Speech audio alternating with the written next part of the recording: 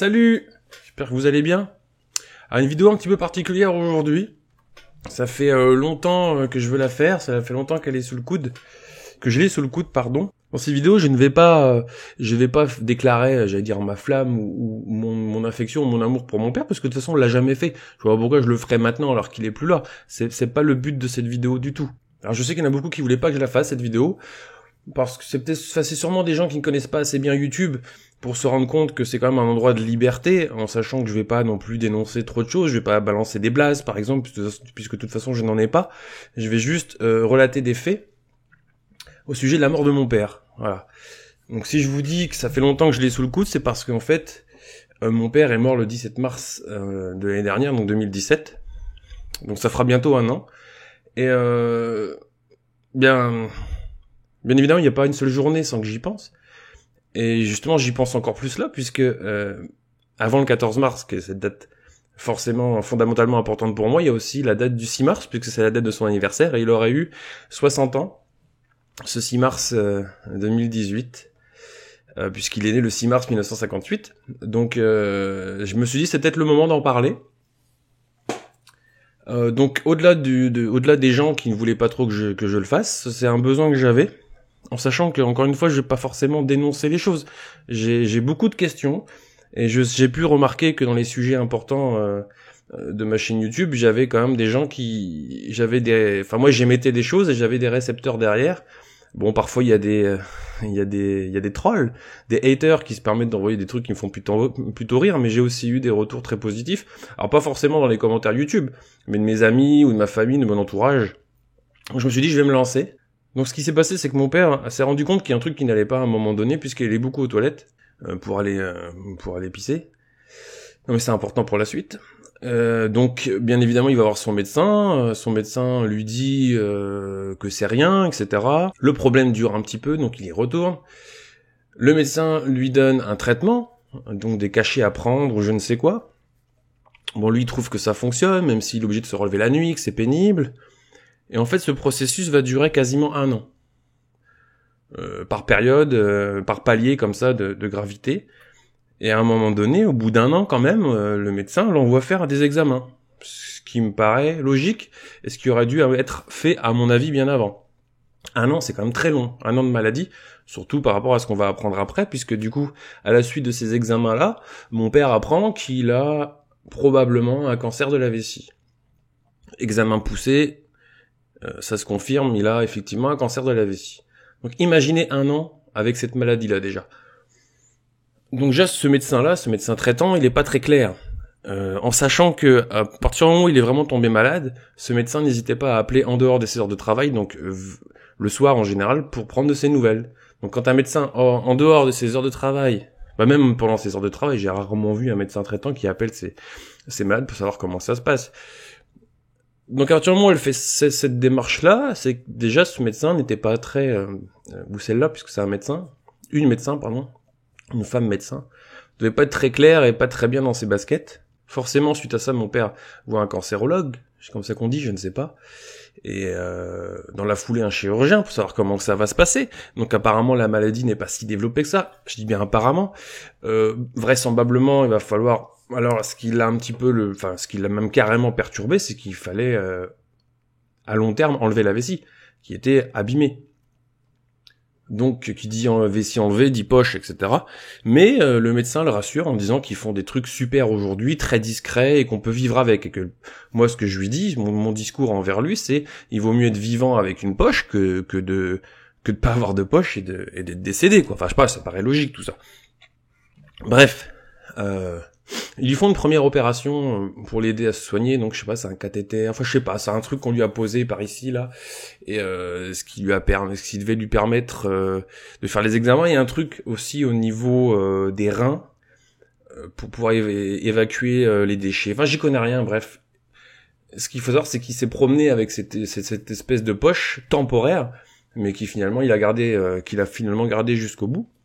Premier fait assez intéressant, j'ai envie de dire, mais plutôt marquant, c'est que à partir du moment où on a voulu reprendre contact avec ce chirurgien pour savoir quelle allait être la suite, plus aucune nouvelle de lui. Le médecin n'est plus à l'hôpital, personne ne sait où il est parti, Il a pas laissé d'adresse, pas de numéro de téléphone. Le médecin, le chirurgien a disparu de Reims et visiblement de la France, puisque aucun médecin ne sait ce qu'il est devenu ou est-ce qu'il est passé. Alors, mon hypothèse, c'est que c'est un gros coup de mytho. Il y a dû y avoir un souci, on ne sait pas quoi, mais sans faire dans le complotisme. Je vais pas rentrer là-dedans. Ça, c'est quand même un premier fait sur lequel je me pose beaucoup de questions. C'est tout, mon père fait beaucoup de chimio. Au début, c'était assez espacé, après, ça a été assez resserré, il en souffre beaucoup. Il ne mange plus. Mon père, pour ceux qui l'ont connu, c'était un grand gaillard, beaucoup plus grand que moi, qui faisait de la musculation tous les jours. Il avait une salle réservée à, comme il disait de lui-même, réservée pour pousser de la fonte. Donc, il poussait beaucoup de fonte. Tout au long de la journée, et il était c'était un mec costaud. Et moi je l'ai vu au fil du temps, notamment sur la fin où ses jambes n'étaient pas plus grosses que mes bras. Donc là on se dit quand même la chimio c'est assez sévère quoi, c'est costaud. Mais bon, la médecine suit son cours, il est entre de bonnes mains, c'est ce qu'on se dit. Donc il se passe quand même, on va dire, je vais dire une connerie, mais si ça a commencé au mois de juin, juillet, août, septembre, octobre, novembre, décembre, janvier, février, voilà, à partir de février, donc 7 mois plus tard, 8 mois plus tard, on lui dit, bon maintenant, non, je reçois un SMS de mon père qui me dit, ça y est, j'ai eu mon dernier examen, je suis guéri. Tout va très bien. Vu qu'on connaît l'issue de l'histoire, est-ce que c'est le médecin qui lui a fait un coup de pipeau? Ou comme lui a été tout seul, est-ce que c'est pas mon père qui nous a menti en disant tout va bien pour qu'on le laisse tranquille? Mon père c'était du genre à ce qu'on lui lâche la grappe quoi. Il est comme moi, c'est quelqu'un d'assez solitaire, qui aimait pas qu'on lui dicte ce qu'il devait faire, etc. Donc je ne sais pas. Il y a la première hypothèse, c'est que le médecin lui a raconté de la merde, ou la deuxième c'est que c'est lui qui nous a menti. Quoi qu'il en soit, il est guéri. Enfin il est guéri. Il est enfin opérable. C'est-à-dire que le cancer a disparu, mais il faut enlever cette foutue vessie qui n'est plus fonctionnelle. De là, il rentre à l'hôpital, il se fait opérer. Banal, enfin, genre banal. Non, il y a rien de banal là-dedans, mais il se fait opérer. Je vais le voir donc le lendemain ou 2 jours après parce qu'il était dans le gaz. Je vais le voir, il était toujours aussi ronchon. Mon père était un très mauvais malade. Bon, bah c'est tout. Il est ronchon, mais c'est fait. Il est assis. Ils l'ont assis, il peut regarder la télé. Bon, bah, je me dis voilà, il faut attendre un petit peu, il est convalescent, il va rentrer chez lui, et puis on va voir l'évolution, et après on lui mettra une poche, et puis tout ira bien. Malheureusement, alors qu'il allait bien, alors qu'il était lucide, que c'était mon père, quoi. Mon père c'était quelqu'un de très cultivé, de très, très éveillé, à la politique, aux choses de la vie, etc. Donc là, on commence, moi qui ai passé pas mal d'heures avec lui, dans sa chambre d'hôpital, il se remet à parler des choses qu'il a vues à la télé, politique, etc. Et ben, je sais plus, j'ai pas vraiment la chronologie en tête, mais quelques jours après, je découvre mon père avec un bras paralysé et presque l'incapacité de parler. Il articule très mal, il y a un truc qui va pas, il y a son œil qui fonctionne plus, son œil gauche, tout comme son bras gauche qui ne fonctionne plus. Je dis mais je comprends pas. Il était en pleine forme, enfin il venait juste de se faire opérer, il se remettait aussi de la chimio, des divers chimios qu'il avait eu. Donc il y a les gens de ma famille qui sont là, qui comprennent pas non plus, mais on n'a aucune info de ce qui se passe, rien. On nous dit il a peut-être fait une crise d'épilepsie, il a peut-être fait, ils savent pas trop, on ne sait même pas ce qui s'est passé. On est dans le flou total, on sait pas ce qui se passe, et à partir de là, ça a été la dégringolade. C'est-à-dire que en très peu de temps, c'est-à-dire quelques jours après, donc c'était son anniversaire, le 6 mars, on lui a souhaité, et il nous a bien fait comprendre qu'il en avait absolument rien à foutre, tout ce qu'il voulait c'était rentrer chez lui, retrouver son chat. Disons qu'il parlait encore, il était encore lucide, on pouvait lui parler, il pouvait encore un petit peu ronchonner, il voulait qu'on le laisse partir, qu'on lui donne à boire alors qu'on n'avait pas le droit, etc. Même qu'il fallait que je peux le dire maintenant, ma grand-mère faisait le guet. Je faisais le guet moi pendant que ma grand-mère lui donnait à boire, parce que en fait c'est super dangereux pour un malade comme ça, il peut s'entrucher et mourir, donc les médecins ne prennent aucun risque. Mais ce qui est encore bizarre, c'est ça qui est marrant, c'est qu'on n'a pas le droit de lui donner à boire, mais ils nous laissent dans la chambre un petit flacon comme ça, avec un petit bec verseur, avec de l'eau dedans. L'air de dire, allez-y, comme ça s'il se passe quelque chose, c'est pas de notre faute. On se passe quelques jours, 2-3 jours, pas plus. Et là j'arrive et les yeux fermés.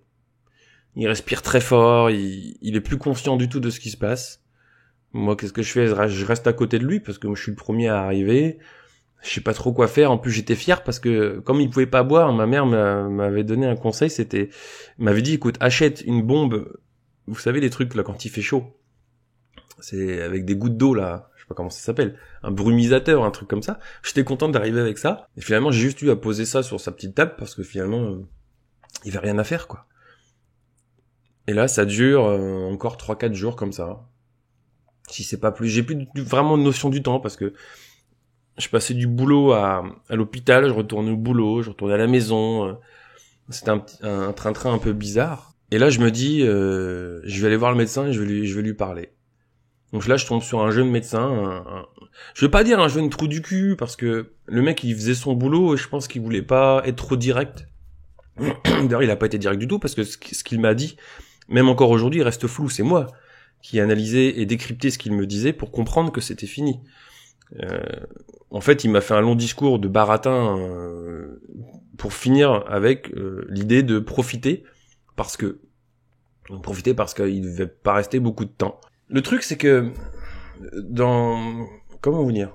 Le truc, c'est qu'on n'est pas prêt à ce que ça touche nos parents, en fait. C'est un truc rapide et très violent.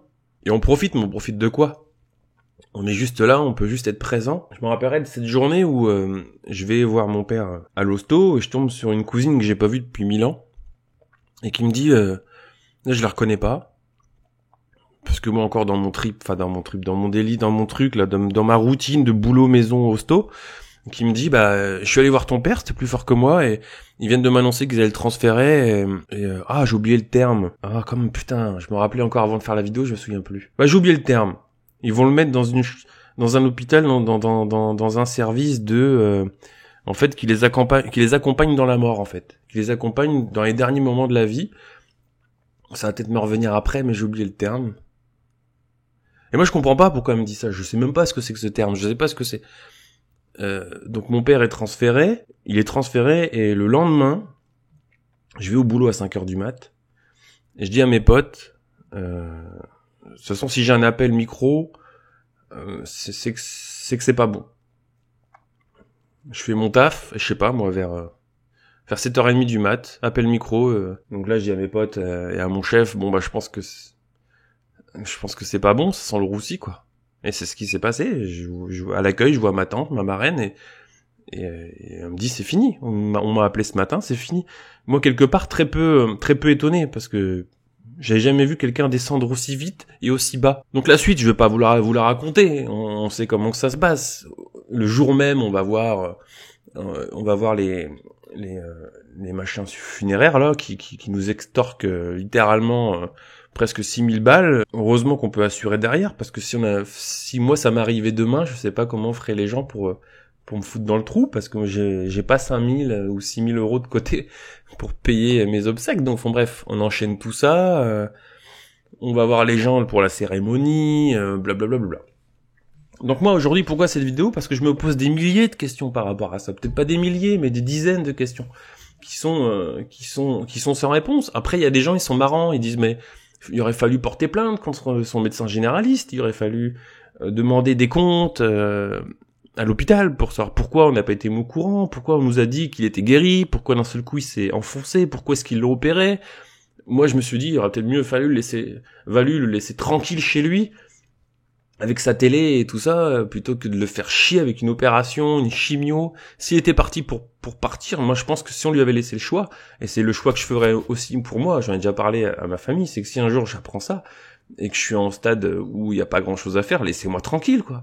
Là non, on l'a charcuté, on l'a dérangé, on l'a presque humilié, en le prenant pour un numéro. Non, il s'appelait Dominique, et il méritait autre chose, il méritait beaucoup mieux. Au moins une mort digne. Donc les questions que je me pose, c'est ça. C'est qu'est-ce qui s'est passé réellement ? Alors, je sais, là je vais tomber sur des centaines de personnes qui vont regarder la vidéo et qui vont pas comprendre, qui vont m'insulter. Mais je peux aussi tomber sur des gens compatissants ou qui auront peut-être un peu d'empathie, qui vont donner des réponses à mes questions. Des gens du milieu, des médecins, ou je sais pas, des infirmières, ou des gens qui ont vécu la même chose que moi, qui vont peut-être pouvoir m'éclairer sur cette situation que je garde, je vous dis, sous le coude depuis près d'1 an. Le 14 mars, c'est bientôt, c'est dans 3 semaines à peu près. Alors, les gens comprennent pas. Alors ceux qui voulaient pas que je fasse la vidéo n'ont pas compris. En fait, moi ce que je voudrais dire, c'est qu'il y a des gens, quand ils perdent quelqu'un, j'écoutais ce matin Soprano, il a fait une chanson qui parle de son frère qui est mort du cancer. Personne ne va lui reprocher d'avoir fait une chanson sur son frère. Moi aujourd'hui, je vais pas faire une chanson Je vais pas écrire un poème, je vais pas faire un tableau. Donc moi je fais une vidéo YouTube. En même temps, je donne pas de nom, je balance personne. Je dis juste que moi je trouve que le milieu hospitalier a été incompétent dans ce qui s'est passé, qu'il est tombé sur un médecin généraliste qu'on avait rien à foutre. Alors après, mon père n'avait pas d'argent. On sait, c'est sûr, il se serait appelé Johnny Hallyday, peut-être qu'il aurait eu les meilleurs soins. Non, il s'appelait juste Dominique et voilà. Donc le but, la démarche de ces vidéos aujourd'hui, c'est pas encore une fois de lui rendre forcément hommage. Moi, j'ai pas besoin de ça pour lui rendre hommage. Pour rendre hommage à mon père, j'ai juste à y penser tous les jours. Tous les jours. J'ai juste à regarder les choses qu'il m'a laissées. J'ai juste à porter ses bijoux, celui-ci. À porter ses vêtements, j'en ai. À écouter ses disques. Donc j'ai pas besoin, cette vidéo, encore une fois, n'est pas une déclaration d'amour, j'ai pas besoin de ça pour le faire. Puis je suis un peu trop pudique pour. Lâcher une petite phrase de temps en temps sur Facebook, c'est facile. Mais faire une vidéo YouTube, c'est lourd de conséquences, donc c'est pas ça, et gérer la disparition de quelqu'un. C'est compliqué, hein. En fait, les gens, il y a beaucoup de gens qui sont attendus à ce que je m'effondre, à ce que, même à la cérémonie, à ce que je pleure, à ce que, je sais pas, ou que j'en parle même beaucoup. Au boulot, il y en a plein qui me disaient, ça va. Oui, ça va. Moi, mon deuil, je le fais de mon côté. Je le fais tout seul. J'ai juste à écouter de la musique, j'ai juste à regarder les dessins qu'il a fait, puisqu'on a aussi cette qualité en commun, c'est qu'on dessine bien tous les deux.